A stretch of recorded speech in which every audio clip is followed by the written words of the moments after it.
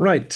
Good afternoon, everybody. I'm absolutely delighted to have you all here today for our seminar or webinar, Cyber Skills Gap Imperative for National Security.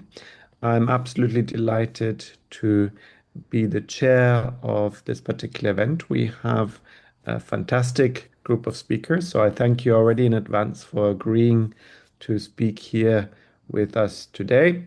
Let me just perhaps run through the programs so that you have an idea of who's speaking and who the speakers are. And once I'm done with that, I will hand over to our first speaker. So our first speaker will be Dr. Tombari Sibe. He is a distinguished digital forensics and cybersecurity expert with over 2 decades of professional experience. He's the CEO and lead forensic examiner of Digital Footprints Nigeria Limited, where he has led numerous complex digital forensic investigations and high-impact cybersecurity projects for national and international institutions. He also serves as a visiting research fellow at the University of South Wales and also as a professor of practice in cybersecurity at Maiva Open University. He lectures at River State University and is also an official member of the Forbes Technology Council, as well as a fellow of the Nigerian Society of Engineers. He holds a PhD in information technology and an MSc in digital forensics from the University of Cumberland, and also a Master's of Engineering in Electronic Telecommunications Engineering from the University of Port Harcourt. Amongst all of those things, I could mention many more, but just that much so far, because then I want to also introduce our second speaker. Our second speaker is Dr. Maurice Dawson, and he's an accomplished scholar, educator, and global cybersecurity leader whose work spans artificial intelligence, cyber defense, and digital forensics. He serves also as an associate professor in the Department of Information Technology and Management at the Illinois Institute of Technology, where he also directs the Center for Cybersecurity and Forensics Education. He's recognized internationally for his expertise, and he has been awarded multiple grants, Fulbright Scholar grants, in order to advance AI curriculum development and cybersecurity capacity. His research integrates artificial intelligence, critical infrastructure protection, and ethical cybersecurity governance, with a particular focus on applying technology to national resilience. He has published very extensively in various publishing outlets. And in addition to his academic leadership, he's also a sought-after consultant and policy advisor for government's industry, offering his expertise in cybersecurity policy, AI adoption strategies, and risk management frameworks. And then our final speaker then is Dr. Ron Martin. Dr. Ron Martin is a professor of practice at Capital Technology University. He's specializing in the functional area of critical infrastructure, industrial control system security, identity, credentials, and access management. He also maintains professional relationships with a diverse mix of businesses and serves on the board of directors of many profit and non-profit organizations such as the International Foundation for Protection Officers, IFPO, and the Institute of Electrical and Electronics Engineering. He is also a voting member of the US Technical Advisory Group to the International Standards Organization, which works to develop and articulate the US position by ensuring public and private sector stakeholder involvement. He retired from the US Army in 1999, but he worked in many important positions as military controller, provost marshal, security manager, and doctrine literature writer and instructor. He has a long career of service. So without further ado, now I thank all the 4 speakers for coming to our webinar. We're absolutely excited and delighted to have you all here. And without further ado, I hand over to the first speaker, Tombari. The floor is yours. Thank you so much. Thank you very much, Professor Kristen. Always good to participate in this webinar. It's been an annual ritual over the last 3 years. So I'd like to share my slide. Let me see. Yeah, you should be able to. Okay. Yeah, can you confirm you can see it at the other end? Very good. All right. So basically, my job is to set the stage and discuss this generally, this topic generally, try and touch on a few areas as well as common to all, as well as zeroing a bit, just slightly a bit, to where I'm doing this from in Africa and in Nigeria. So the topic is cyber skills gap, imperative for national security. So across every sector, whether it be government, financial services, or energy, telecoms, and even defense, the digital ecosystem forms the backbone of the modern society. Yet this ecosystem that is now the backbone of the modern society also remains, dangerously fragile, basically because of the fact that the global cybersecurity workforce is not growing at the rate, required to secure it. And that is not something anybody should be happy about because it has real national security implication. Now, without adequate talent, countries remain reactive, vulnerable, and dependent on foreign capabilities. And that's also very common in developing economies, and this creates a strategic disadvantage. Like I mentioned, this obviously has, a national security implication because this gap directly undermines national security, leaving very critical infrastructure vulnerable and limiting incident response capabilities across government, defense, essential services, both in the private sector and in the public sector. So we go straight and look at the global cybersecurity workforce estimate, and it's a beautiful report that has been done over the last few years consistently on an annual basis by ISC², which looks at the workforce estimate as well as the workforce gap. So globally, the workforce is estimated at, that's workforce for cybersecurity, is estimated at about 5.5 million personnel. And if you look at the continental distribution of it, you can see, North America is the highest with about 1.5 million. And the least is Africa and the Middle East, not just Africa, but Africa and the Middle East, which is just about 431,000, number of cybersecurity personnel across that region, Africa and the Middle East. Now, if you flip the other side and look at the actual workforce gap, this ISC² report also estimates that there is about 4.8 million, workforce gap in cybersecurity. Again, if you look at in the continental distribution of that, North America is in short supply of about 542,000, and Africa, yet again, is about 124,000 in terms of cyber skills.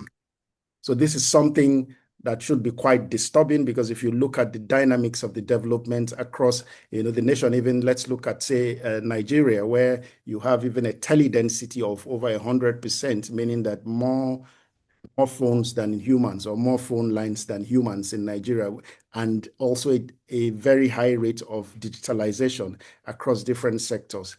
Yet we see that the numbers of personnel that will man this critical area is not commensurate. So this is something that obviously has a national implication. If you want to go down and look at a few other stats in terms of global security crisis, cybersecurity crisis, about a report shows that about 87% of organizations report shortage in terms of cyber skills, and that the estimated cost of cybercrime by 2025, end of 2025, is about 10.5 trillion. And that's a massive blow on any economy. Also, still echoing the previous stats of 4.8 million in terms of cyber skills gap or cyber workforce gap. And another report also shows that the average company takes about 200 days plus to be able to fill their cybersecurity positions. I put that beautiful mind the gap because this is a gap every nation has to be mindful of, because the entire segment, the entire workflow, the entire public sector facilities currently is almost completely migrated to the digital space. So who will protect this? That is the question. Now, why does this gap exist? The gap exists basically, because of the rapid digitalization, there's been a lot of digital adoption across every nation over the last 10 to 20 years. Also, it's also there because there's the growing cybercrime case, cybercrime as a service, the fact that the entry barrier for cybercrime is now very low because anybody can go to the dark web and procure very dangerous tools. So cybercrime as a service has surged the number of cyber incidents, and the more the incidents, the more you are exposed when you're not properly manned. Also, technological complexities. We talk about all the big terminologies, the Internet of Things, the artificial intelligence, and all the beautiful emerging technologies. But all of these also have their own emerging cybersecurity gaps, cybersecurity risk, which means that the more you have all of this new technology, the more you'll be exposed if you do not have the capacity to man them, the capacity to tackle this emerging risk. Also limited training pathways and the widening gap rather between the academia and the industry. And I'm going to speak a little bit more on this later. If you also look at the cyber threat landscape, it's important to just touch base on this because that is important in order for you to estimate how well you're prepared to defend them. There's a lot of ransomware operations today. A few years ago, it wasn't so much of a problem in places like in Nigeria or in Africa, but the recent statistics, if you look at the Interpol Cyber Threat Assessment Report, it shows greater, ransomware operations in Nigeria, in South Africa, in Egypt, and elsewhere in the world. It's a big problem, and that is something that is of prime consideration and prime concern to any nation. Also, nation-state espionage, critical infrastructure attacks. That again, back in the days, used to be something that was not imagined. All of the attacks at critical infrastructure used to be physical in nature, but today they are largely digital. And it's happening almost on a daily basis. They're targeting OTs, they're targeting ICS, they're targeting SCADA, taking advantage of all of these emerging technologies and these OT technologies that they did not anticipate the level of attacks that is going to happen. Security was not at the center of their design back in the days. And also, there's been a lot of financial fraud, like in different reports also across the continents. Now, why this matters to national security? This matters very, very significantly because cybersecurity is not just a technical field. It is now something that is intertwined with the heartbeat of any nation, with national defense, with critical infrastructure protection, with digital economy resilience, with public trust in digital government. We see elections now being conducted with technology at the center of it. We see healthcare being driven with technology at the center of it. Very critical national services, very critical commercial services. Technology is driving all of this. So, and therefore you have to be concerned about how this is being protected. Also, law enforcement and justice systems are increasingly relying on digital evidence, digital technology, and so on and so forth. So it's something very important. And countries that are unable to produce skilled defenders will face increased breach, exposure of critical infrastructure, greater dependency on foreign donors, reduced geopolitical leverage, slower digital transformation, weak cyber threat intelligence capability, and limited response capability. A few case studies of how the cyber operations or the cyber is influencing the physical. If you look at this Russo-Ukrainian war, while the kinetics is what makes the headlines, there is a lot in terms of cyber operations, going on. A few years ago, we all witnessed the long fuel queues in America, the Colonial Pipeline, which was a ransomware attack. Also in South Africa, we had coordinated DDoS attacks, targeting critical national infrastructure. And even back home in Nigeria, there's been a lot of attacks also directed at financial services institutions and many other institutions.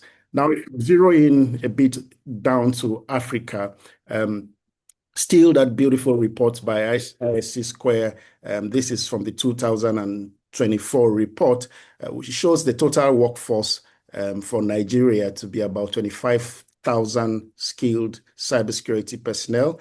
Compare that with South Africa, which is about 177. South Africa comparatively looks higher, but if we also look at the incidence of, attack and the things they are contending with, you'll see that the gap is also quite wide. Now, if you look at the actual job, skills gap, Nigeria is put at about 8,352 and South Africa about 57,000. That's because South Africa has digitized a lot of their operations, and therefore the need for cybersecurity personnel has become even more higher. There's a lot of professional density, infrastructure gaps across Africa, brain drain, what we call the Japa syndrome in Nigeria, and then underfunded programs and very high level of foreign dependency, which is not the best in terms of national security.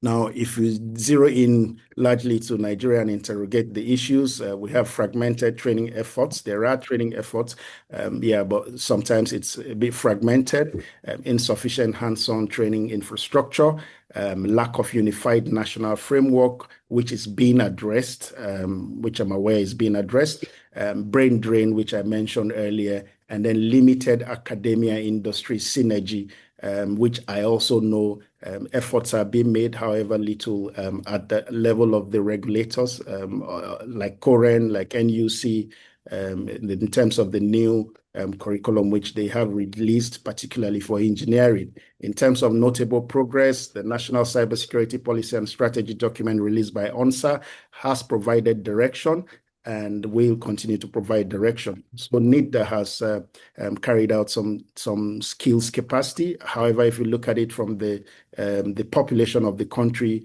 it might look quite small, but at least these are steps that is notable. Also, ONSA has done a lot of cyber governance programs supporting national security agencies, which I'm also very aware of, and sector-led skilling efforts in banking, in telecommunications, and in fintech. It's amazing the level of maturity in some of the financial institutions. It's very remarkable when you also compare them with other places. Now, let's look at a case study of how we can bridge this gap. First of all, if you look at those statistics which I shared earlier, you can clearly tell that no nation is on the safe side. There's a gap everywhere. But however, there are nations that have put in place certain efforts which others can also learn from as we all scramble to bridge this gap. For instance, the US. So I'd run through a few initiatives. The NICE Workforce Framework for Cybersecurity. NICE is the National Initiative for Cybersecurity Education, which is a NIST special publication 800-181. Hello, my brother. Which is a recognized standard developed by What about you? Also, it provides a common authoritative taxonomy for defining cybersecurity. It's a tool for guiding curriculum development, workforce planning, competency assessment, and recruitment. And it's used by federal agencies, big tech companies, defense contractors, universities, and training institutions. This is an important framework which developing economies like Nigeria and most of the others elsewhere can also learn from, because it attempts to address this, puts a blueprint which you can follow in terms of cyber skills development. It also provides a structured blueprint by building and scaling cybersecurity talent pipeline, also helping universities, training centers map courses to real job roles rather than abstract theory. And that has been one of the key problems. The fact that universities still, run with theories of 50 years ago without mapping it to the real world, vacancies, the real world demands in terms of cyber expectations, in terms of, real industry skill set. also providing governments with a model for national workforce development. Another is the National Cyber Workforce and Education Strategy with 4 pillars. Pillar 1, equip every American with foundational cyber skills through K-12 education integration. Pillar 2, transform cyber education for kindergarten through higher education and vocational training.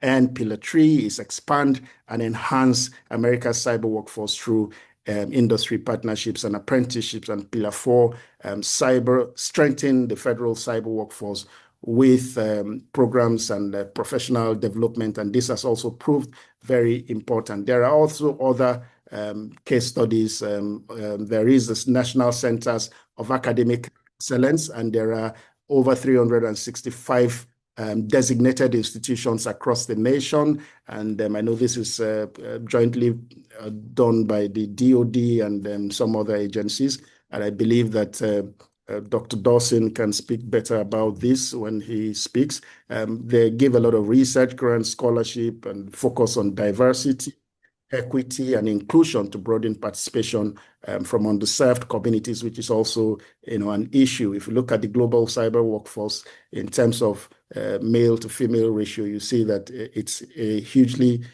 highly male-dominated profession, and we need to look at how to bridge that gap even from the gender point of view. Key lessons from the US model: cybersecurity education treated as a critical national infrastructure requiring sustained federal investment, unified competency-based standards, ensure consistency and quality across all training programs, and deep federal industry academia collaborations, creates direct pathways from education, to employment. And I've been privileged to, sit in a few of those advisory council or advisory board meetings where industry people are asked to come and make recommendations as to how the academic structure, the program structure, the curriculum, the content, and make key advice in that regard.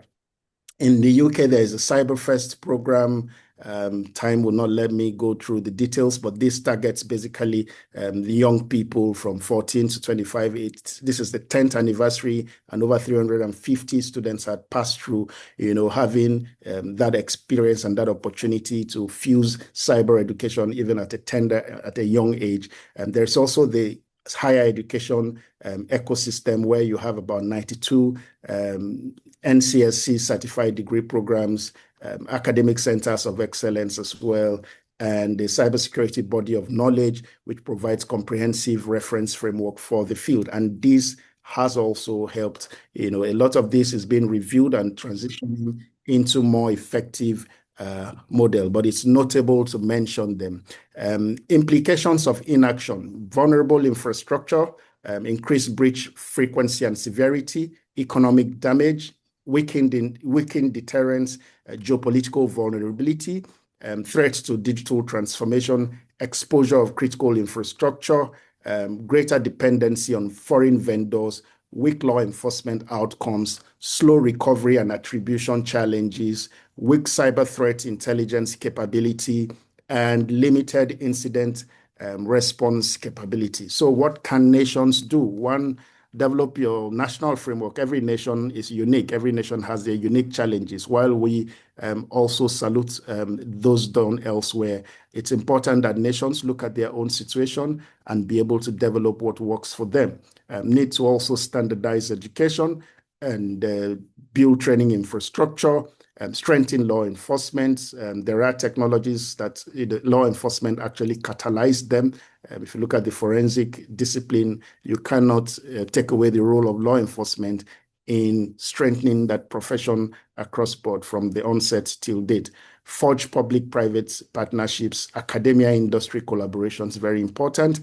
Develop cyber ranges where you can have a lot of hands-on trials and trainings across the nation, incentivize cyber careers, international cooperation, develop national certification pathways, and very importantly, a whole of nation approach, not an isolated approach. It's important that we look at it holistically. So in terms of international corporations, I gave a few recommendations. I'll just pick maybe two for want of time: joint capacity building and multinational exercises, which we can. If you look at the West African, sub-region in Africa, there is freedom of movement. And so you have a lot of diffusion of personnel. How well have we taken advantage of that diffusion to also ensure that, there is even distribution of cyber skills talent, because anything happening in one country could potentially get to the other because of freedom of movement. So we need to look at things such as this. So in conclusion, the cyber skills gap is fundamentally a national security gap. And nations that lack cyber capabilities leave their digital and physical environments exposed. I believe in the course of this conversation, we'll be able to explore some of the strategies. We will talk and answer questions on some of the strategies which I have raised in the course of this presentation. Thank you. I would pause here, and thank you very much. Excellent. Thank you so much. That's been a fantastic talk and very, very important. So thank you so much also for the great timekeeping. And now I'll hand over to our second speaker, Dr. Maurice Dawson. Thank you. The floor is yours. Thank you. You should be able to see my screen now. So I enjoyed really the first presenter's presentation and the mention of the United States, because what I'm going to do is really hit on some touch points that are happening here in the United States. We have a new administration, as the world knows, and that particular administration has caused a ripple effect within the cybersecurity pipeline. All right. So as cyber threats intensify and adversaries grow more sophisticated, America faces a critical workforce shortage that threatens our national security infrastructure, defense capabilities, and economic stability. So to scale the crisis, the mention of the actual open jobs is really important to think about, right? So I used a website called cyberseek.org, and with this particular site, it showed over 469,000 open cybersecurity positions right now in the country. This is public and private. The public jobs are those that are with the federal government, the city, and maybe county. Many of these jobs, especially at the federal level, they require you to get a security clearance. And having to obtain a security clearance, not every U.S. citizen can even get a security clearance. You may have to undergo a polygraph, 10-year background check. Depending upon, you may have to relinquish other citizenships if you have any. Depending upon who you're married to, it can also cause a number of issues. And so this demand, and even the federal sector, is very large, right? So imagine this. So for every 100 cybersecurity job openings, there's only 68 workers available to fill them. So a huge critical shortage. So the Department of Defense, or the War Department, has a huge cybersecurity workforce challenge. There is the Department of Defense 8140 requirements. These have superseded the 8570 requirements, and this required individuals to get a certain cybersecurity certification for a job. If you were touching a machine, you had to get something like a Security Plus. If you're doing more advanced engineering type work, you had to get ISC² certified secure software lifecycle professional. Very difficult certification to get. So for every particular job, you had to get these certifications to do or perform your job, or within 6 months. Otherwise, you were potentially let go, right? So the 8140 has mandatory certification pathways. You cannot go around this. So you also have to have your college degree. It needs to meet a STEM requirement. And then you have to have this professional certification requirement as well. There's role-based competency requirements. There's continuous education mandates. So even once you get this certification, this degree, and any other credentials, you still have to maintain continuous education requirements. There's a number of workforce requirements, and I mentioned of this before. It was NICE, the National Initiative on Cybersecurity Education. So you have workforce categories, and there's 52 distinct cyber roles. There's baseline certification required for each one, and then there's performance-based assessments. And then you have the certification burden, right? So as you have these certifications required, it costs quite a bit to get certifications. Some of these certifications can be anywhere from free for a limited period of time all the way to $800 to take the test. That's pass or fail. So if you fail the exam, sometimes they'll say, hey, you can retake the test within so many months. Otherwise, you need to pay the fee as well. So now that becomes a barrier to entry. Right now, you want to get this job, you see this job that's available, but you don't really have the cost not only to pay for the certification, but also get the training. Some of these workforce camps, they're like $5,000 for 1 week, right? And so now you're like, I have to pay $5,000. I need to get the site. So you have all these financial barriers to education just to get the training you need to be qualified for a particular job. And then there's not enough institutions that are offering the training. So you have this as well. So critical infrastructure, there's 16 areas that CISA, and they're underneath the Department of Homeland Security, has listed as critical infrastructure. Some of them are energy utilities, financial services, water and wastewater, health and public health, communications, transport systems. You also have defense manufacturing. These are areas that are extremely important and critical for the U.S. to continue, right? So these sectors represent over 90% of the American economy and employ millions of workers. A successful large-scale cyber attack targeting multiple critical infrastructure sectors simultaneously could have catastrophic cascading effects on national security and economic stability. So the perfect storm, right? So government shutdown compounds this crisis. So October this year, the U.S. posts $284 billion budget deficit, highlighting severe physical constraints that impact cybersecurity funding and workforce retention programs. Then you had the shutdown. So the shutdown itself, so government shutdowns, they force furloughs of critical cybersecurity personnel, creating cybersecurity gaps. Air traffic controllers face shortages, exemplifying broader workforce challenges across sectors. Whenever the government shutdown, employees are still expected to work. The problem is a lot of Americans are living paycheck to paycheck. So now you are taking someone's pay and saying, all right, well, we're going to hold the pay until the actual government, senators and legislators, they decide on a few things to release the budget. So individuals can't work. And in particular for air traffic controllers, in some areas, these particular individuals, they still have bills to pay, right? If they don't pay their rent, 1 month, 2 months, they are given eviction notices and they're pretty much put out on the street, right? So these individuals are driving like Uber. Uber's like Bolt for those that are in the UK or in Nigeria. Uber's like Bolt, right? So they're using these rideshare apps to make money to pay for their main job. So you can just imagine how this ripple effect causes issues, right? So if an individual needs to be looking at they're looking at air traffic and they look at their particular dashboard and they're tired from working all these extra hours to pay for necessities, and they don't see like various blimps that are happening and stuff like that because maybe there's a ransomware there, something not functioning because they're just tired. This is a cause and effect, right?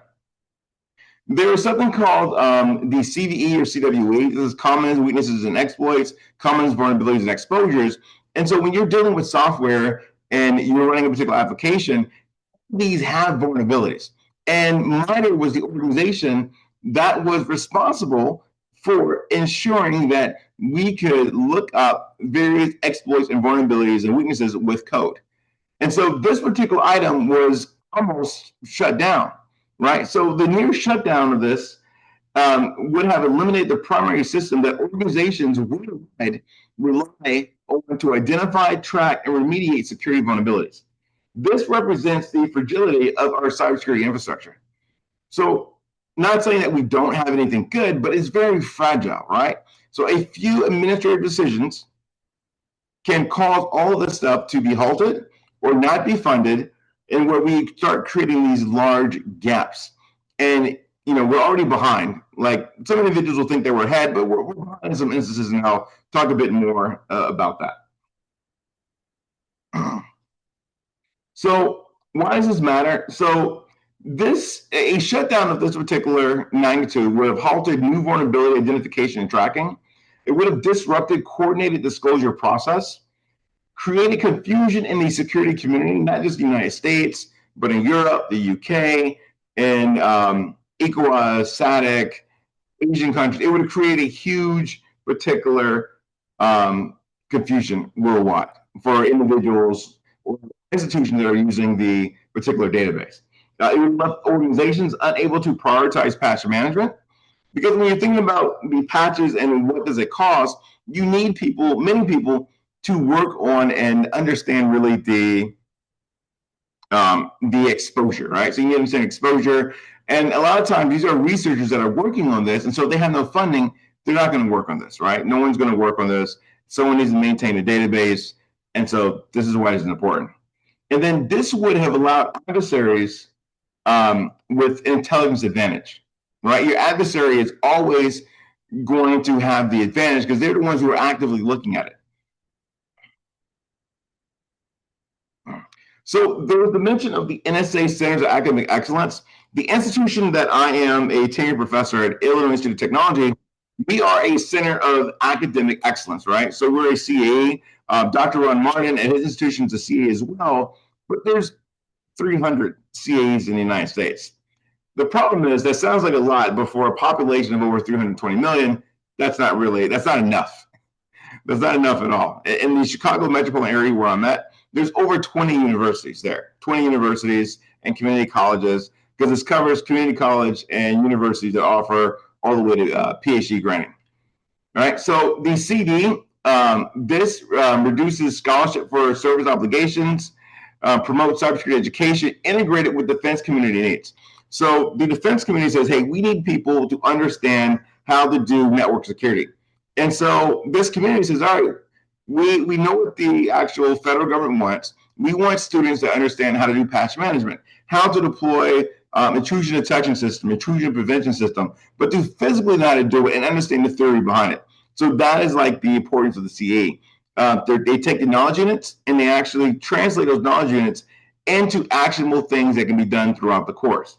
You have cyber operations. This focuses on offensive cybersecurity. And then you have a research designation, and this is for institutions that are doing research in cybersecurity. And when you look at, so basically the program graduates 20,000 students annually, approximately, right? But there's 470,000 open positions. So it's only a partial solution.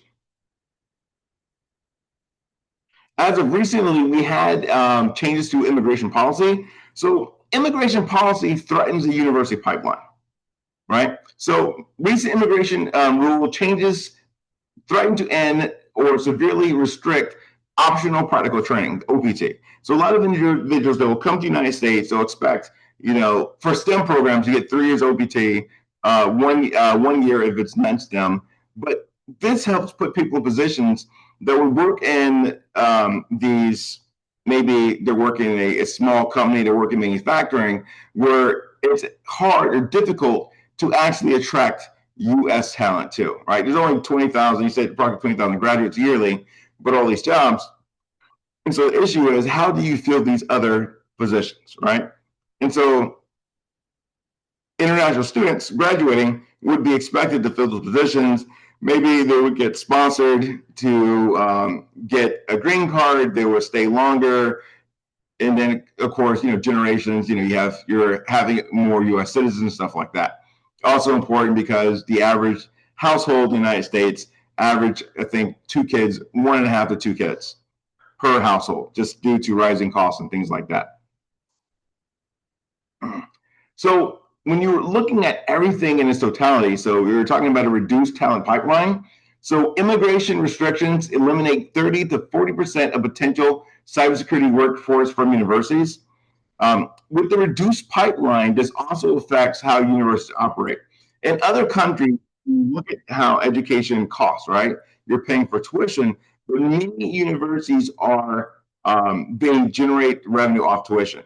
So if a university has 100 students and you say 30% are international students, you remove that, then the university loses essentially 30% of its actual revenue. And so now they have to stop funding various programs, maybe even lay off various professors or staff. And that creates an issue as well, whereas universities are no longer operating as they could at their full capacity. Increased vulnerability window, 469,000 plus unfilled positions. Adversary advantage, China, Russia, Iran, and North Korea aggressively recruit cyber talent while expanding offensive capabilities against understaffed U.S. agencies. And then national security risk, critical missions compromised, military operations, intelligence gathering, critical infrastructure protection, and economic security all degraded. So quantifying the risk, 469,000 unfilled jobs, 68% worker supply ratio, 52 DoD cyber roles that are identified. There's 16 critical infrastructure sectors that need to be protected. There's 300 plus CAE designated universities, but not graduating enough students to fill the number of jobs available. And then 30 to 40% international student impact. So recommendations, protect the pipeline, right? Protect the pipeline, stabilize critical programs, expand training capacity, and then incentivize public service. I'm going to share one item real quick, and this item is just going to give you more of a viewpoint of how things are in my country. So if you look here, you'll see that there's 359,000 positions open as of today, right? Total employed workforce is around 1.3 million. In my beautiful state of Illinois, 19,419 jobs. And if I click the metro area, I'm in the Chicago metropolitan area, in my metropolitan region, 13,845 jobs open right now. If we look at other areas such as the DC, Maryland, Virginia, we call it the DMV. You'll see that there is 62,338 jobs open as of today. So you can see there's a huge need for talent.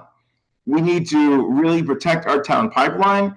We have these wonderful initiatives, but it means nothing if there's no one to carry those initiatives out. And that is all I have for you today.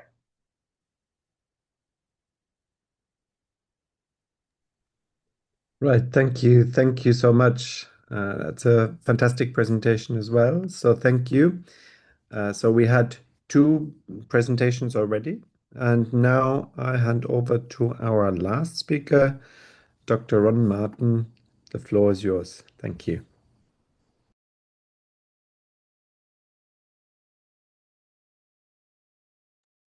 I hope everybody can see my screen okay. All right. Well, that's good. Thank you very much for this opportunity to talk about this. This is something that's been near and dear to me for a lot of years. And as we move along, we'll see it. Just a little bit. I know we talked about my bio, but one of the things that I'm very proud of that's not on this slide that I do, I'm a trustee of a nonprofit in Abuja, Nigeria. And for the last 10 years, it's been one of the joys of my life to work with the young people there. Also, this organization, International Association of Critical Infrastructure Protection Professionals, is a UK organization, and they have conferences all over Europe and the United States talking about critical infrastructure. Enough about that. This is the agenda. Now, what I'm going to try to do is, I know that it's kind of busy. I'll stay within the time allotted, and I will cover the agenda with haste.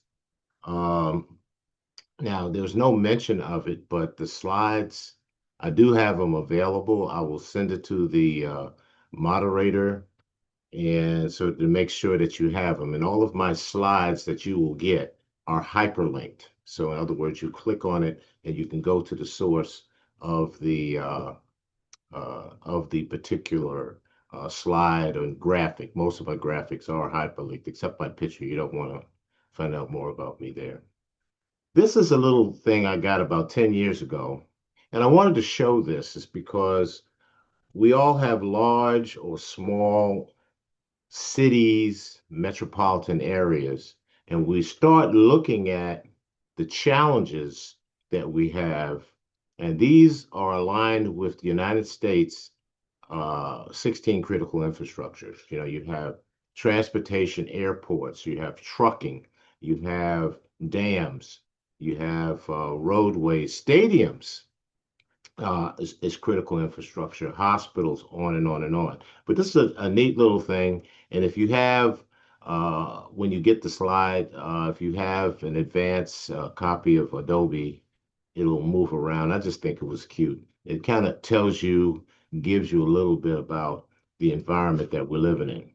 Now, when we start looking at dependencies, each one of our 16 sectors have a role to interact with the other sectors. Like for instance, it's very hard to do much of this stuff without electric power. It's very hard to do some of this stuff without having a hospital.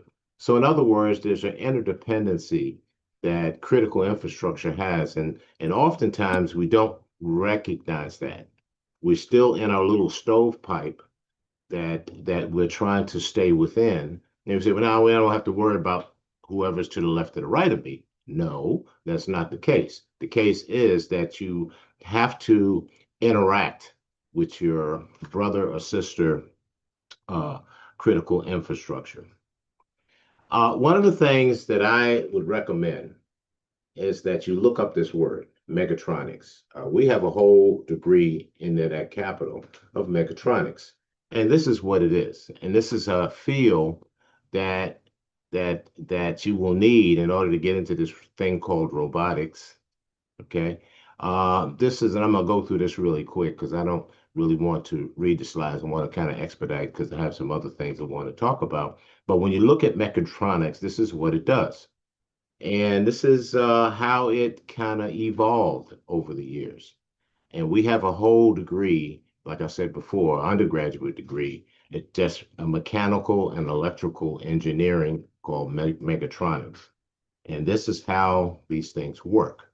Now, when we start looking at the skills gap, we are finding that there's more and more students that want to go into robotics. They want to go into quote unquote AI. They want to go into da da da da da. Well, mechatronics kind of touches a lot of that. And so some of the skill sets you'll see that you see here are some of the skill sets you need for the future. And when we start talking about computer controlled mechanical systems. Now, somebody's got to do a program. Think about this for a minute. Somebody's got to do a program, send it to an actuator for the arm to move back and forth. So, let your mind talk about that for a minute. So our students, our young people worldwide, needs to have an understanding of what code is needed to go into something, an action device or actuator to cause the device or the robot to move. So think about that for a minute and all of the skill sets that are surrounding that. Mechatronics talks about that. We've heard about this before. This is the nice framework. And I'm not going to get into the details of it. If you want to know more about it, there it is. You can click on it and you can get more than you can ever. But I think it's very important for our young folks on the call. And I direct a lot of my lectures to our up and coming because it is very important that you know these skill sets. And I've got a few other things I want to tell you about that. So this is the gap. I want to try to fill this gap with smart young people. Now, I like this little diagram. This is cute.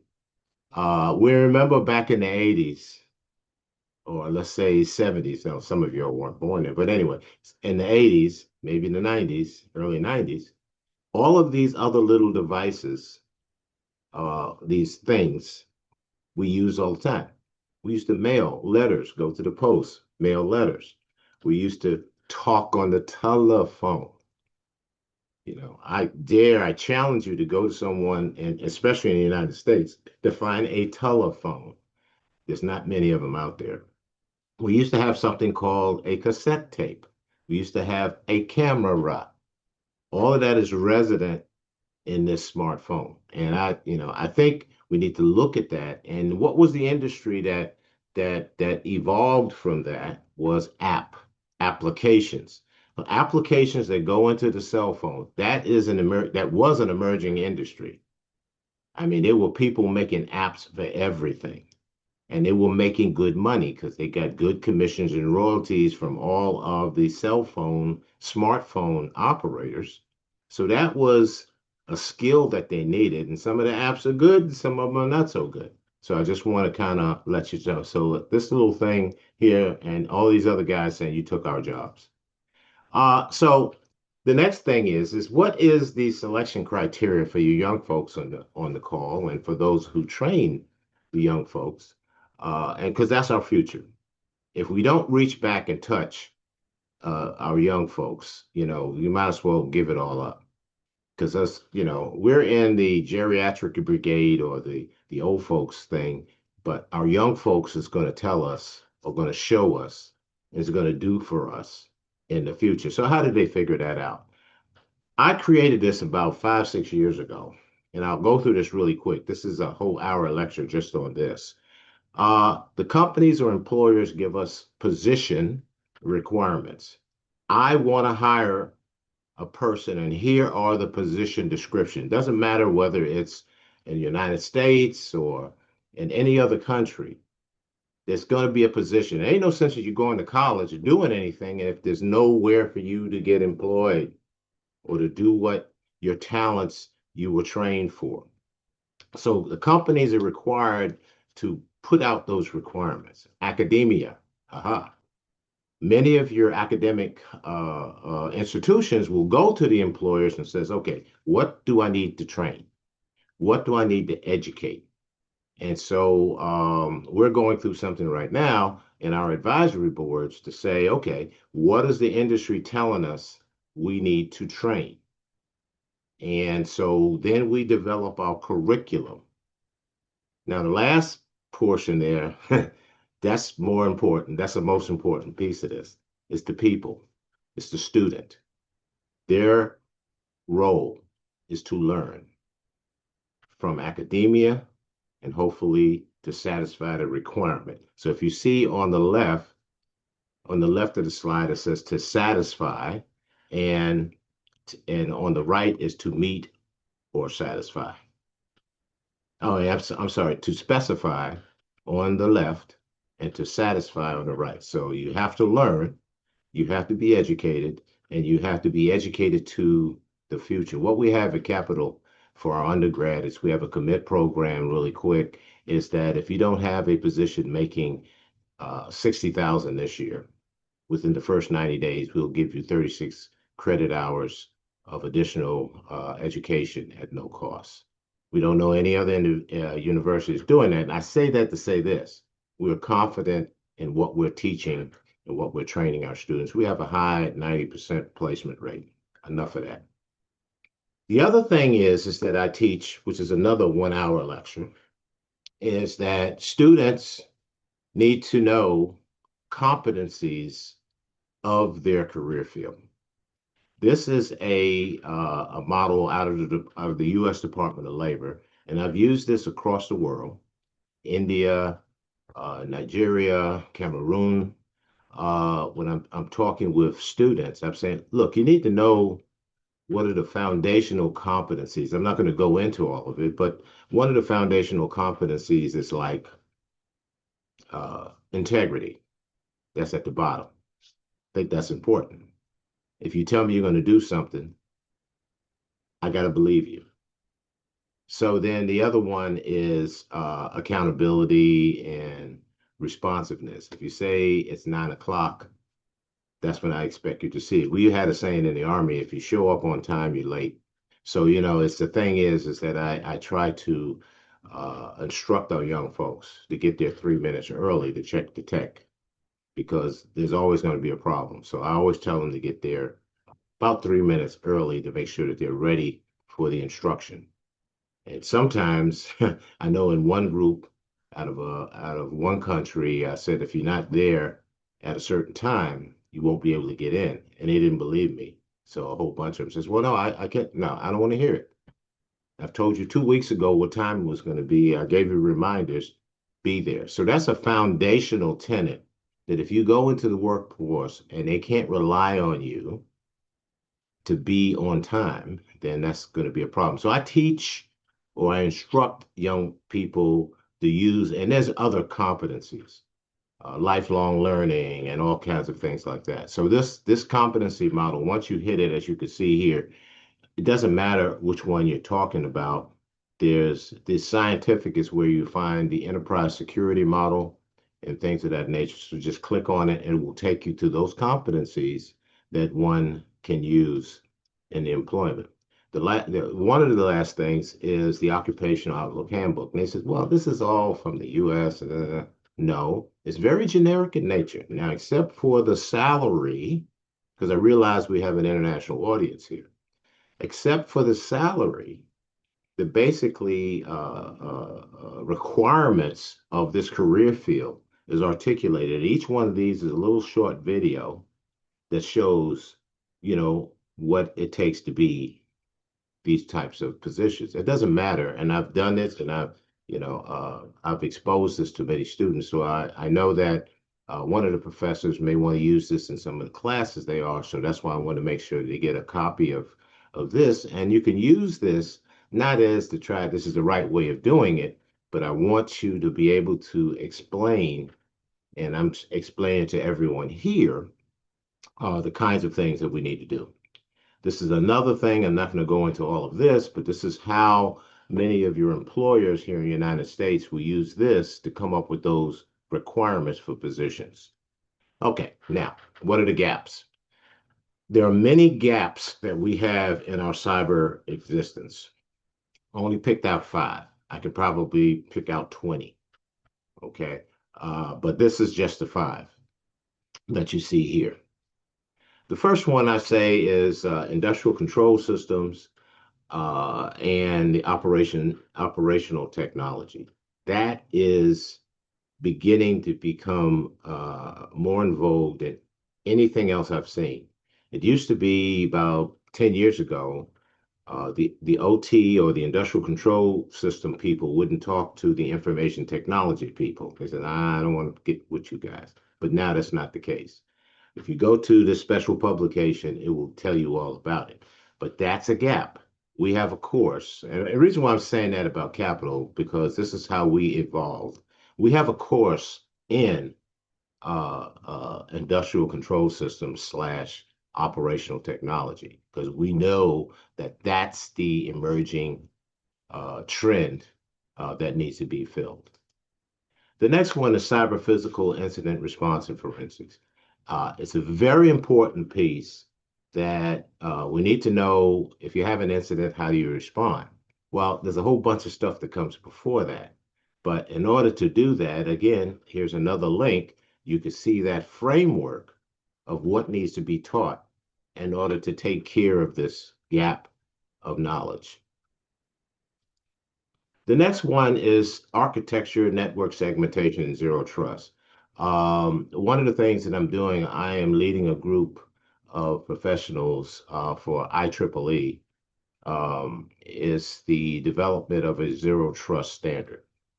And with that standard is never trust, always verify. I'm not going to get into all of what it is, but if you was to click on those links there, it can tell you everything you need to know about zero trust network segmentation, because I realize we got folks that are very experienced to those that are just beginning this process. But when you start looking at it, you see what's missing, and you see why it matters. It's stuff that as you're coming up, academia, you need to look at how are we training this stuff. Students, you got to look at how are you learning this stuff. Now, we do this. I've got some students, I got 11 students that are in our high school before college. They're in their senior year. And I'm taking them through a bunch of these things in the state of Maryland. Identity, this is an open chest wound. Identity and privileged access management. Everybody, especially if they're the boss, they say, I need to have access to everything. You don't need access to everything. So this is a whole process. And I was fortunate enough back in 2005 to help write this architecture. And this is a very, very important architecture that everyone should take a look at as they're moving forward in learning it. We have a whole course that talks about identity, credentialing, and access management. It's a very important concept. And I think that's a big gap because nobody ever says, oh, that's HR's job or human resources or the people that hire. They're supposed to do the identity proofing. And no, they don't know. So everybody's got to be involved in that. Then is the big kahuna. This is the big thing is to how do you perform governance? And this is from the senior levels. They says, well, okay, how do I look at this to make sure we're doing the right thing? Well, they have a whole framework for that. They have the risk management framework. They also have the cybersecurity framework. There's all kinds of other stuff, and this is really an abbreviation to look at that. So when you put them all together, these are the 5 things that I feel that one would need to look at as we look at these skill gaps. Now, what's next? We saw that first slide where everybody's looking at this smartphone. So now we've got something else on the horizon. Now, how are we going to deal with AI? Right now, we've got AI talking to AI, students talking to AI, AI talking to students. Academia is being challenged as say, did that person write that? There's tools out there to figure that out, and we have processes to figure that out, whether the student has the integrity to say, here's my work, I wrote it, and I have referenced everything I got stuff from, but then they forgot to put the AI stuff that they went to this AI bot and they got the answer. And I catch them all the time. It's an integrity violation. Remember the thing I was telling you about the competency areas and integrity? It starts in school. It starts in the home. Tell me what you know. Show me how you got it. Those types of things. So with that, I really appreciate the time. I appreciate the opportunity to come here.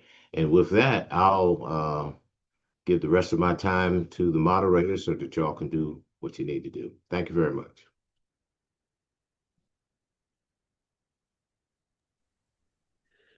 Great. Thank you. Thank you so much. So I thank all of the speakers for their presentations. It's been wonderful. It's been really, really a learning experience for me. And I think with that, I'm quite happy to start opening the floor to any questions that we might have. I think we have a lively audience from what I can see here in terms of the chat function. So maybe we can harness some of that and get some interesting questions going. Who wants to ask us? If you want to ask your question directly, perhaps switch on your camera and then we can hear you then asking the question. Who wants to start us off with a question? Is anybody in the audience? We have a very good audience here. I'm pretty sure there should be somebody who might be interested to ask a question. Who wants to start us with the first thing?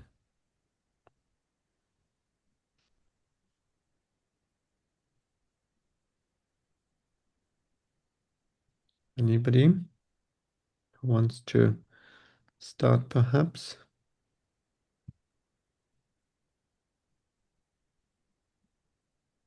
Well, I'll kind of Please, yes, please, yeah, please. I'll start off with something and it'll be interesting because as I travel from an international standpoint, and I know that in the past, many countries, many institutions have been looking towards the United States, and I've been finding other countries and other educational institutions that have been putting the cybersecurity thought out there. To the 2 presenters, maybe if y'all can articulate in your travels outside the United States, what are you finding in terms of how they're approaching the cybersecurity skills gap? You know, I'm picking on you, Robinson. Okay. All right, thanks, Ronan. That's a very important question. As a matter of fact, it's something that was in my mind. I was going to ask if nobody asked, and that's because cyber. Let's bring it down to cybercrime itself. Cybercrime is a cross-border crime, and which means that multiple jurisdictions can be affected per incidence. And so you see a situation where the capability of one nation is not enough in investigating. You rely on the other nation. And so when you have this uneven skill set, an uneven skills gap across different jurisdictions, it greatly undermines even the ability to respect treaties which they signed, because some of the treaties and conventions also is a little bit blind on the fact that different nations have different skill set and different skills gap. And so the treaties and the conventions did not anticipate that they would have those widening skills gap and uneven skill set in fulfilling their particularly operational and tactical roles. So that is a very fantastic question. Now, in the course of my travels, it's been the United States clearly has been, a clear leader in terms of articulating that, yes, it is not enough, because if you look at the level of digital adoption in the United States, everything is digital, which means that you need perhaps 10 times more skill set than the nation that is just emerging from a digital adoption point of view. But at least there is an attempt at a whole of nation approach, an attempt to, build this, an attempt to address this collectively and not in silos. In most of the developing economies, I have seen fragmented programs. I have seen fragmented efforts. I've seen one institution try something out, another institution try a few trainings with 10 persons. I mean, 10 persons in a nation of over 100 million, of over 200 million is just a little drop, and it's not enough. And you know that the emerging landscape is such that, the thing you learned, the rapidly evolving landscape is such that thing you learned 2 months ago is going to be challenged today. So you need continuous learning. So I see a lot of that silos approach, and that is not helping. And that is largely among the developing nations. The developed world, yes, they have concerted efforts. They have, attempts at whole of, government, whole of nation approach. But again, if you look at things such as crimeware as a service, ransomware as a service, and the other service models in terms of from the underworld, it greatly threatens, it outpaces even their whole of government approach. So every nation has their challenge, but clearly the United States, the UK, in Asia rather, South Korea, they have done very well. I would like to add on to that, what Dr. Sibe has said. So I'll talk about in the recent funded country visits. In Tunisia, they have a number of issues, but their biggest problem is talent. You have a lot of the younger people that I would talk to, they stated that, when they're done with the degree, they're going to France, maybe the United States, but a lot will immigrate over to France. So education in Tunisia is rather inexpensive, free in most cases. And so they get this education and they leave immediately for France, meaning that those particular jobs that are available and need to be filled, they're not being filled. One, because they don't have the talent. Two, they can't attract individuals because of the actual salaries associated. I was in Botswana, and Botswana was an interesting country in the SADC region, the South African Development Community. It's right above South Africa, SA, and it's surrounded by all these other countries. And so a lot of the things they get is actually from South Africa. And so Botswana is a very trusting country, right? They didn't have many like physical crime issues, anything like that. But a lot of people had this trusting mentality, which you will not see probably in like Senegal, Nigeria, Ethiopia.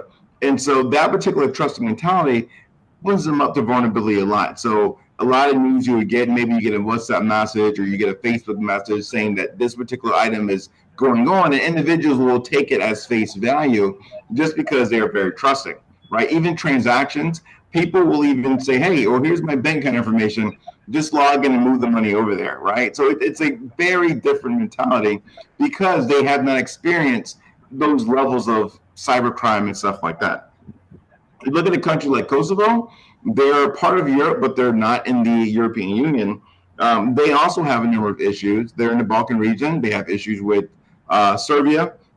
They have something called COCERT, and that is basically for computer incident response team for the country. It's maybe a handful of people for the entire country. The entire country is probably like 1.2 million people, not heavily populated, but not enough people to actually really cybersecurity incident response for the country. Nowhere near. And they too have an immigration issue as well.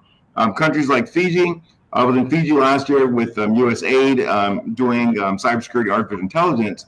They have an immigration issue as well. Australia and Fiji, they created a visa program. And so nearly half the country left Fiji to go to Australia and Australia, New Zealand, because one, the cost of commodities in Fiji is expensive and these salaries are low, right? And then their biggest issue there in terms of cybersecurity is disinformation and misinformation, right? So they're getting information or putting tribes or ethnic groups against each other. They're saying, hey, this particular individual is attacked. And so they're prompting violence through false information. And that's going on in a lot of countries. But in particular, the Fiji, the news media in Fiji was very concerned about that. And then they're also concerned about how does cyber issues work for youth that are online, you know, child predators and things like that, things that could damage the youth. And so they had a really holistic worry from, you know, younger age children all the way to adults in terms of their youth. They want to use AI. They have more cyber protections, but really what is the cause on society? So every country has different things that they are associated with and that they're worried about and they're prioritized. And so it's important. So not every particular country is not saying, hey, we need to worry about workforce. Some are saying, hey, we have an issue with extremism. We need to figure out how to deal with extremism. So what are we going to do about that? It's just priorities of the various governments. That's all I have. Great. I see one raised hand there. There is Sixtus. Maybe you can switch on your camera and ask your question. Can you hear us, Sixtus?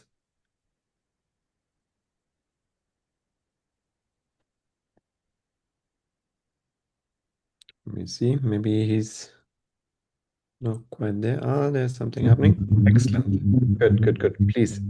Thank you very much. Thank you very much, guys. I've been following the discussion from the beginning. It's an honor. What attracted me to this particular session was I'm a young cybersecurity professional, still in entry-level stage, and an electrical engineer.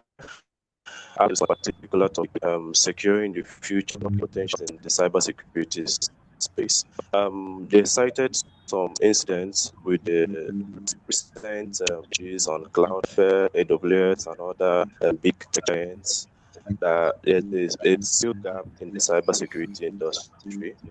So I was supposed to talk about cybersecurity industry and how this skill gap can be mitigated. Immediately I saw this post by Dr. Tombari. I jumped on it because it's really interesting and it's kind of part of what I should be talking about very soon.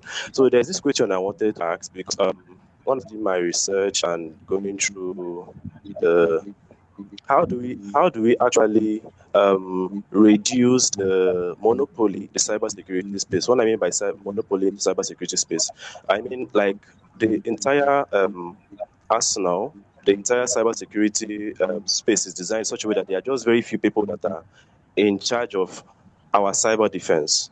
So how do we break this monopoly? How do we break away from very few companies or very few cloud service providers or other people involved in the cloud space that are taking care of what we have, so that these redundancies and this single point of failure can be reduced, or incidents like cloud breaches can be reduced, so that companies, nations, and individuals can keep up the businesses running, keep up their nations running. So that's my question. First question I have. Thank you. Great, thank you. So I don't know, Tom Barry, do you want to answer that? And then I see afterwards there's Maurice who wants to ask a question as well.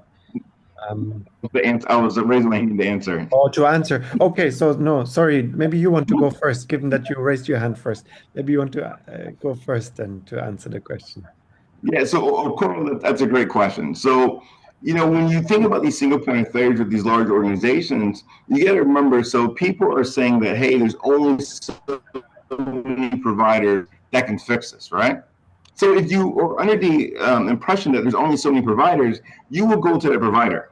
For example, like a lot of people use Windows or Mac, not really realizing that, hey, I could use a Linux-based system. It's open source, which means it's 100% free, maybe some subscription for like patches and stuff, but for the most part, it's relatively low cost. People won't do that because people aren't aware of that. So let's say you have an idea of like, I know how to create a enterprise-based solution, low cost. I believe you're in Nigeria, so you say maybe you're in Lagos or Abuja or Port Harcourt, right? Don't know where exactly you are, and you're like, okay, I have something that I can use here as a Lagosian, right? And so what you do is you start saying, hey, I have these skills, I have this, I have a proven solution, and you start marketing that. And so you would have to get people to be confident in what you're doing and then sway individuals away from it because there's lots of opportunity, right? There's lots of opportunity. People just need to understand that you can do the job or whatever entity you're working for and push them or pull them away. And that becomes one of the biggest issues. I guess your question is more like how do small, mid-sized businesses get entry into cybersecurity, into like consulting, service, and stuff like that. That is going to be market to market. But again, a lot of the people, they're looking for proven solutions and they're looking at to minimize the risk for deploying their systems. So as soon as you have a solution that you can do that and is at a lower cost, especially the time now where prices are surging around the world, this could be your opportunity to do that. And so you would have to sell that solution, provide a proof of concept, maybe let them use it for a little bit just so they can see, oh, wow, we've have 30 less vulnerabilities that are showing up at the end of the month. We want a Coral solution. And so you have to think about your barrier to entry and how do you enter and deploy whatever solution that you have available. Great. I'd like to add on to that. Please. One of the things that I didn't mention and we didn't mention that 85% of critical infrastructure is in non-governmental or non-federal possession. Okay, just think about that for a minute. However, the government has to provide the structure for compliance, and it's going to be voluntary. And what's happening here in the States is that many of our insurance companies are saying that to these private entities that you must adhere to what the government says, else we won't insure you. That has been over the last 5 years something that's really caused. Now, to answer your question, governance is you got to see what's happening on the national stage. What is Nigeria doing? Do you know, for example, the 13 critical infrastructure sectors that are in Nigeria today? Do you know the companies that are associated with that? Have you asked them what are their requirements?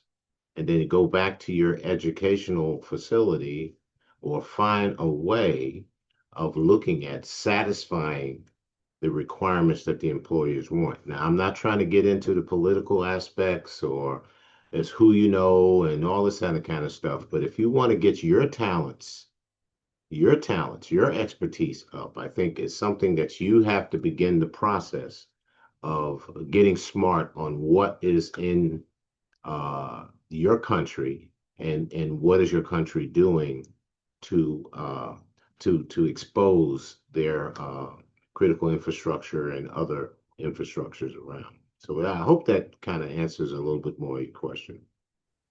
Where are you from, Okoro? Yeah, I'm from Nigeria. You guessed right. I know So that, I'm but from, where at? yeah, I'm from Imo State. Oh, emo Imo State. State. Okay. Right. Yeah. Okay. Good. Good. All right. Thank you. Okoro, let me just add one bit. So cyber, and I endorse everything Dr. Dawson and Dr. Ron has said. But there's a thing also called cyberpreneurship. You may have a solution, you may have a skill set, but you have to make it count. You have to have the right strategy. I'll give you a bit of an example. When we started out in forensics here, it used to be a law enforcement thing. And so it took a while for you to be able to convince, people that and companies that private people can do it and can do it legitimately, can do it ethically, and can do it professionally. So it's all about strategy. I know that yes, government has to provide the framework, have to provide incentives for investments, have to do all of those things. But as a cyberpreneur, you also have to strategize, and there are lots of things you can do. Nigeria has over 30 million population estimated today. And if you look at the number of small businesses all not protected, small and medium scale enterprises, there are lots of the regulatory landscape also is changing, which means that there are new opportunities in data protection, new opportunities if it's a financial service sector, helping them to be in alignment with the CBN framework. There are lots of things you can do, but you have to be strategic about it. You have to show that you have the right value. The thing with cybersecurity is they might ignore you, but the day they get hit, they will remember you. So, but if you don't get out there, first of all, to make yourself visible, to make yourself like in football, they'll say the goalkeeper has to make himself very big. So as an entrepreneur, you have to make yourself very big, such that when that disaster day comes, the first thing they're going to see or remember is you. Thank you. I think, Kristen, I think that Derek's hand is up. Yeah, Sixtus is also still there. Did you want to ask? No, Sixtus is not there. Okay, so let's say Derek. Derek, do you want to ask your question? And then Shola. Shola, did you want to ask a question as well? Yes. Okay, I think Shola was second and then Derek third. So maybe we'll ask both of them and then we'll give the floor for the answers. So maybe Shola, ask your question first and Derek then follow that. We can't hear you, so let me see. You need to. Yeah, can you hear me now? Yeah. Yeah, my question goes to Dr. Sibe because we are both in Nigeria. Yeah, first thing is because of the security challenges we are facing as a nation, how do you intend or what's your recommendation for Nigeria? Because we have so many critical things that are playing out, and thus it's as if those these criminals are exploiting the advantages over the disadvantages, and the government seems to be dormant about it. Then there's secondly the advantage of cybersecurity. Why is it that the criminals, I mean the bandits, the terrorists, are now using it, the cybersecurity framework, as a means of financing their illegal activity? How? Then another one is how, like all these boys that, like in Nigeria, we call them the Yahoo boys, they train as a cybersecurity expert, but in the long run, they use it to the detriment of the populace. My question goes to you. Thanks. Excellent, thank you. And maybe Derek, you can ask your question now as well before we give back the floor. All right. Thank you very much. It's been an amazing experience so far. Yeah. So my question, I don't know who's going to take it, but definitely Dr. Robinson, because I think the ecosystem is basically what he understands best. That's the African ecosystem. Not in Nigeria, by the way. I'm in Cameroon, and we say what affects cocoa affects coffee. Definitely gonna affect us too. So a few days ago, one of my friends got robbed, and we went to the police station. And while we got there, like 4 days later, these guys had to come to collect fingerprint from the house because there were a lot of fingerprints everywhere to actually match with the guard to see if it works. And if it ties, then they will know he's the one. So we're ready to go down to the house. Then the guy said, when was the robbery? We said like 4 days or 5 days ago. The guy's like, no, I think the sweat on the fingerprints has dried up. There's nothing we can do. I was like, bro, there's something you can do. So now I'm not in a position where I can actually say there is something you can do. I know there's always something that can be done. There are prints, there are a lot of things, evidence that can be gathered at the crime scene. Now, a lot happens, and we always find people that don't really have the competence at some very key positions. Now, how do you manage to bring in your own expertise when you actually know these guys won't really listen to you? Like in the case of my friend that got robbed, how do you make them understand that something can still be done? There are some products that can still be applied, and the fingerprints can be matched with the person that is in custody. So thank you very much. I really need that. Thank you, thank you. And I see Sixtus has raised his hands once more, so maybe I'll ask him if he wanted to ask one more question, and then we'll go back to all the panelists. Yeah, thank you very much. I'm interested in the area of education because you mentioned it earlier when it comes to national cybersecurity education. I've been recently trying to seek out for cybersecurity master's studies, and it's really, really not so easy. So I don't know, is there a solution to that? Because majority of the universities out there, they're quite expensive for an average African, or for in my instance, average Nigerian who is still in an underdeveloped country struggling to afford it. So how can experts in the industry or major world cybersecurity council like ISC² and other councils dive into it to help to mediate the cost of cybersecurity education for underprivileged and underdeveloped countries? Thank you. Great, thank you so Say, much. Dr. Sebre, let me go first because it's a couple of initiatives that I'm doing, especially to the young man from Cameroon. I have ran over the last 3 years with the University of Boya and also the Keldon University Institute down in Yaoundé, cybersecurity or cyber training of the basics.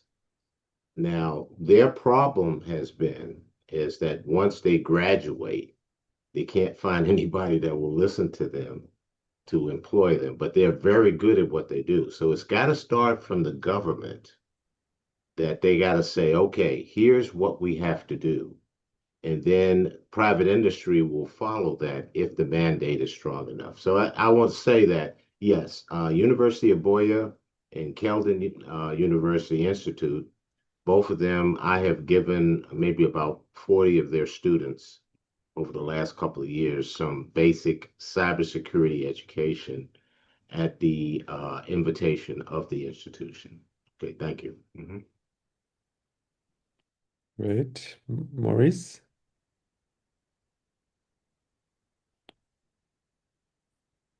No, you're on mute. Apologies. For the Cameroonian who spoke, I'm affiliated with ICT University in Yaoundé. And so it's essentially a university that has students from Cameroon and Nigeria. My PhD student is actually he's Nigerian. And so I'm working with him on various things in terms of like what he's trying to do in terms of getting his doctorate. But, if you're trying to get individuals, okay, there's different things. Like when you're thinking about like governance or business management, it's all about governance, right? So if you suffer from an attack and like, hey, this needs to get done or this could be done, it's all about governance and putting people in place that actually have real solutions. The problem is with some countries, not just African countries, there's places in the Americas and Europe that there's poor governance. So things occur and you're like, I have a solution, but no one listens. That's all about governance. That's not something that you can, I guess, fix yourself unless you actually get up in a government role yourself and start executing change. It can go from it can swing from one side to the other rather overnight. The other individual talked about Yahoo Boys. So in terms of cybersecurity, so what's interesting, in Nigeria you have Yahoo Boys, in Ghana you have Sakwa Boys, pretty much the same, right? Just hand in hand, just different names. Yahoo boys are more well known. Nigeria has a larger population. Everyone knows the penal code 419. With that is, I will say this. So Nigeria is sort of a special case. And it's a case where you have a large population. You have the middle class that is constantly being smaller and smaller while the rich get richer and the poor get poor. And so when individuals, they learn skills and they get a job and they're paid only so much naira a month to survive, it's easier to look towards criminal activity. You look at Romania. Romania has something very similar. Romania has a sharp, really not any sharp, smart population, and they're into cybercrime for other entities because they have these skills. It's just the actual salaries don't match up to what the skills are. So you're put in a predicament. You're like, you know what? I want to make money. I'm going to do what I need to do. That is like the start of the Yahoo boys, and no one's getting caught. And then plus, there with the 419 code, there's not many people that are actually going to jail long term. They may go to jail and get released not even a year later. And so that becomes the issue as well in terms of people who are actually getting punished for this. Right? You think about the individual who got cut over in Dubai. His big thing was he got extradited to the United States. So he actually suffered, right? But if you're in Nigeria or many other African countries, sometimes there's no extradition, right? And then there's also, like I said, there's no real penalty. And then the last item, we were talking about how you get this affordable education. At least from the United States, we have the Fulbright. There's Fulbright Scholar. You can get an individual on site for a year to actually be at the local university. And that individual can be a cybersecurity or forensic expert, and they can come there and give seminars, create courses and stuff like that. And hopefully that individual creates something that maybe there's a student exchange or something like that. And I've done that in Tunisia, Kosovo, Botswana, where I've received those actual Fulbright and whatnot, and done that collaboration long term. But that would be like the quickest thing that you could do. Okay, thank you. Let me just address some of the questions since they were addressed to me. Shola mentioned the fact that the insecurity is being foiled also by the use of technology, and wondered why the authorities don't seem to be able to match up with that. Well, it's an international thing. The pace of crime most of the time outpaces crime outpaces even law enforcement, outpaces the justice system as well. But that's not an excuse in any way. The truth of the matter is that there is clearly a low cybersecurity readiness in terms of investigative capacity across from the crime scene to the courtroom. It requires a lot of delicate investigation, painstaking investigation in terms of evidence collection, in terms of evidence preservation, in terms of analysis, in terms of examination, and in terms of even assisting the judge, assisting your lawyer, or assisting the case in the question, because it's a case you're trying to assist, not any human. So it's a painstaking process, and also it's an expensive process. So if we want to look at why is this happening, I'd like to share the statistics. In the United States of America, there are over 411 laboratories, public-funded laboratories, forensic laboratories. Compare that to what we have in Nigeria. And I'm talking about public funded. Privately and publicly owned laboratories are over 11,000 in the US. In Nigeria, I don't want to mention any number, but your guess is as good as mine. So clearly it's a fundamental issue. But that's not to say that a lot is not being done. The personnel currently, they are putting in a lot of shift. But like the case of, again, let me use the analogy of a goalkeeper. The goalkeeper may make 100 saves and concede one and lose the game. So most of the time, people only remember that which he concedes and not the ones which he stopped. You also mentioned financing, how cybersecurity is playing a role particularly in the funding of terror and the funding of cyber banditry. Yeah, that's also one of the key challenges which is being faced using, emerging technologies. Crypto is more difficult to investigate than in the normal financial system. So criminals also leverage things like that. If you look at the case of the Colonial Pipeline in the US, the ransom was collected in crypto, even though it was later hunted down and collected by the FBI. But at least, they did collect it. So it's a challenge. It's a challenge everywhere, which needs to be looked at. And then from the cybercrime point of view, I think Dr. Mo did give very good analogy around that. I did a study. Myself and Professor Connaught did a study which clearly pointed to the key drivers of cybercrime in Nigeria. They're socioeconomic in nature, joblessness, poverty, and all that. Another thing is the low entry barrier, which has been made possible by the crimeware as a service model. The fact that everybody can get on the dark web and get a dangerous tool and start wreaking havoc all over the place. So if you look at the number of people out of work and the fact that they have this skill set and the opportunity is not there for them in a streamlined manner, then you can understand why they do what they do. So that is a key challenge. Then Derek mentioned the incident and what a professional can do at times like that. Well, you can't do much other than being a cyber evangelist, as we continue to do. You continue to make a case. But the thing is, there are lots of things that could have been done in that situation, whether it be from the physical forensics or fingerprinting or even matching. But you need to understand what database are they comparing the fingerprints to. Do they have a DNA database, a national DNA database, a harmonized national fingerprints database or biometric database? Again, these are questions that I'm sure if we properly investigate, you see that they don't even have. There are other things, even the digital trail. Criminals do go to steal with their phones, but unbeknownst to them, phones do handshake with the nearest base stations and all that. So yeah, they can triangulate those things and know it's not for certain, but it can be indicative or suggestive of the fact that somebody was at a scene of crime and allow you to prove alibi or refute one. So yeah, very interesting questions, and thanks once again. Great. That's fantastic. I see one more hand up. Did you want to ask another question, or is that an old hand? I do have another question, please.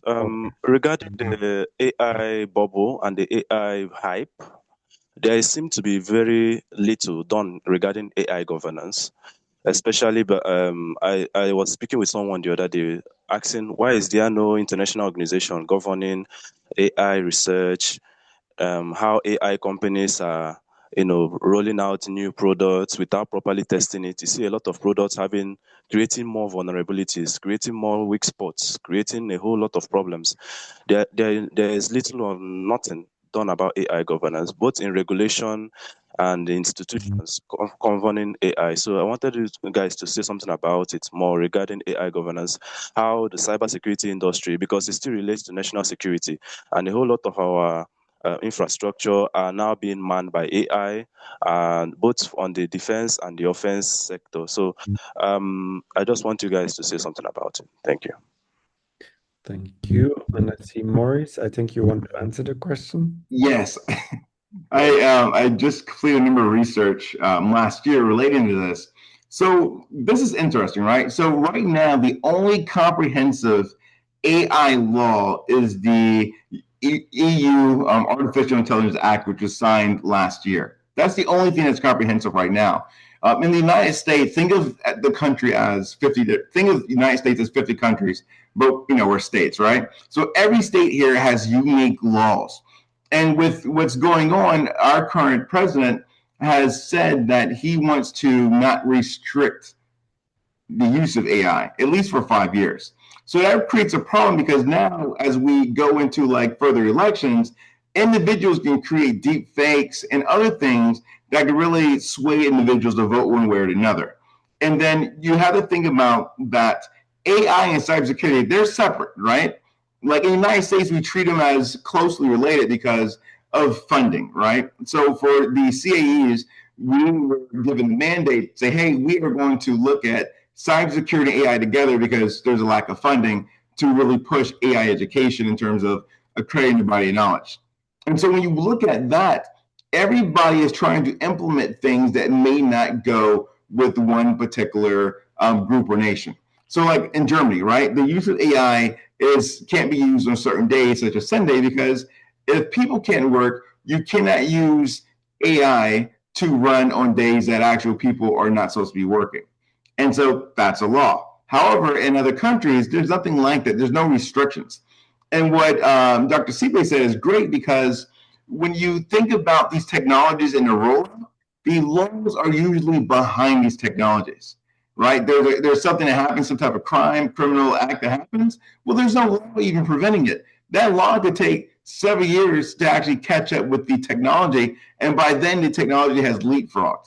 There's a number of countries that are tracking it better, but in terms of governance, how can you govern something if you lack the basic governance in your country, whatever country it may be, in general, right? You can't govern a technology or something that is very new if you lack the basic governance already. And so that is a fundamental issue and concern. One quick thing, I placed in the chat, there's an initiative by NIST called the AI Risk Management Framework. I'll do it, okay? Give me 1 second. Hello? Let me finish. Casey, can you, okay. There's the AI Risk Management Framework. I know some countries are looking at that framework for adoption.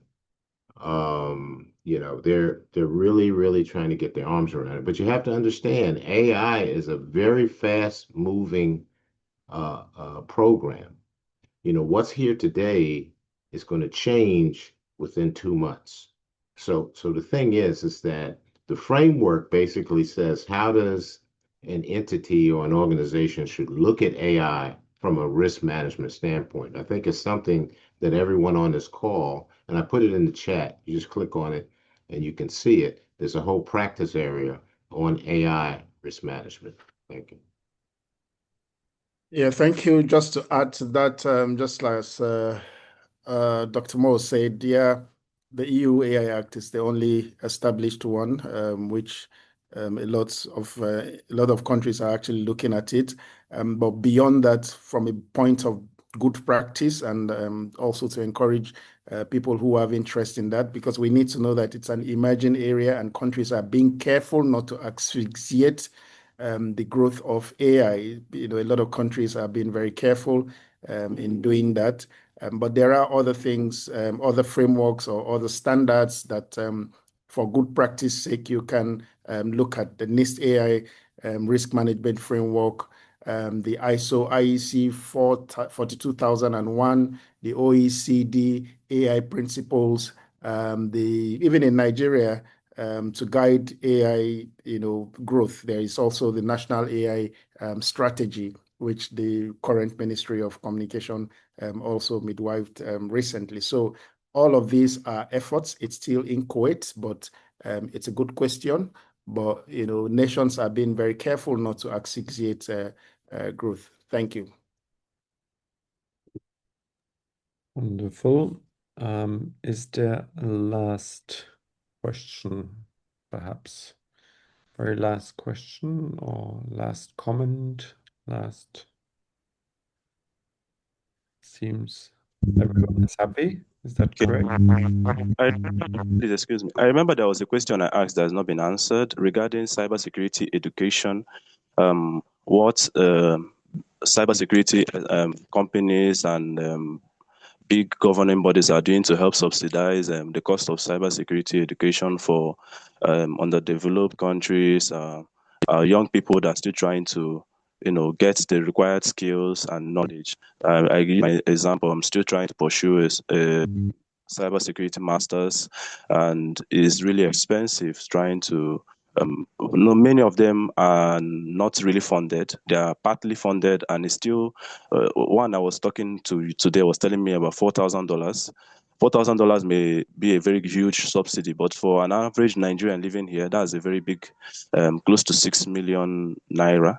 So considering such an expense for a young Nigerian that's still in his 20s, still struggling, he can't really afford that. So I was looking at how companies, international agencies like ISC² and other world governing bodies like IEEE and other governing bodies, is there any kind of program they have to support cybersecurity education? Thank you. Let me jump on that. The truth is that it's expensive across board, and that's also because of the rush. People, they're not in need of customers, if I should put it in that way. But there are programs out there, they do reach out. If you check, I know you're aware of Certified in Cybersecurity, that for a long while now, it's been free.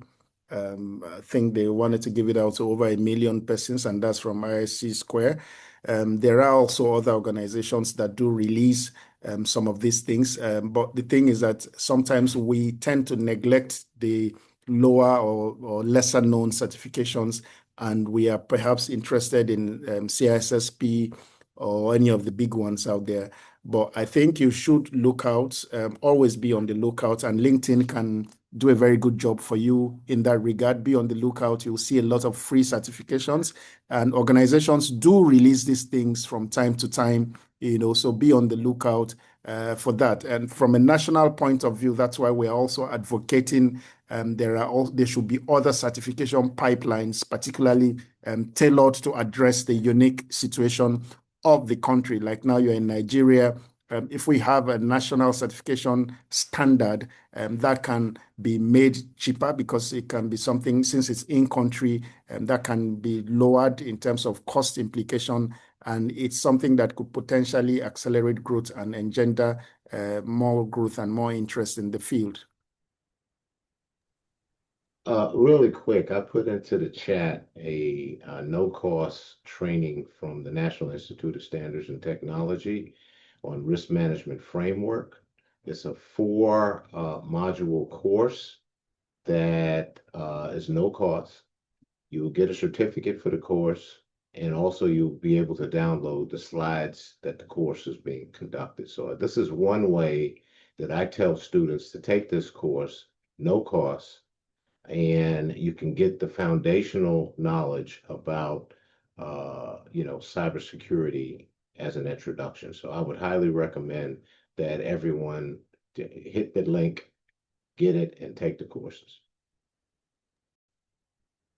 And I would like to say that, when you think about universities, many universities, especially in the United States, they cost a lot, even for Americans. So for us to say, hey, we're going to offer this much lower tuition, it's very difficult. My university has an online program through Coursera. It's still $15,000, I believe. So that's still a cost. That's $15,000 US. I don't know how many million Naira that is, but it's not cheap. However, if you're looking within your continent, you can look at University of Tunis, Tunis Business School. They actually have programs in English. It's all English. So if you can get from Nigeria to Tunisia, it's right there. They have really good rates for international students. You don't have to learn French or Arabic. Even getting around is rather easy, but you can go there. And then if you want to be in an English-speaking country, Botswana has the Botswana International University of Science and Technology. I was there as well. They have a really great program. It's very inexpensive, at least from U.S. standards, so maybe $2,000, maybe a little more, but that includes housing and stuff like that. But if you can get to a doctoral level, like my university will provide funding for some limited PhD students, right? So we're providing funding for PhD students.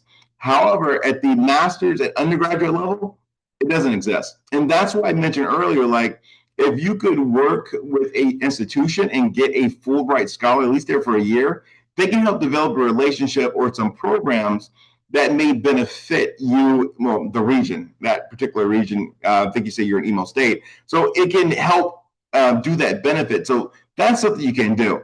But ISC² certified cybersecurity, there are limited certifications. However, a lot of times you can apply for certification and say, hey, you are from a developing country, and they'll offer a discount. But in terms of free, that just may not happen. But there are a lot of videos on YouTube. You can go to Coursera, do things. But if you want certificates, proof of the actual training, you will have to pay at least some nominal fee. I think it's like $49. So you'll just have to be very creative in taking advantage of the opportunities that are nearby to you. Great. I think we've had a great discussion. I thank all the speakers.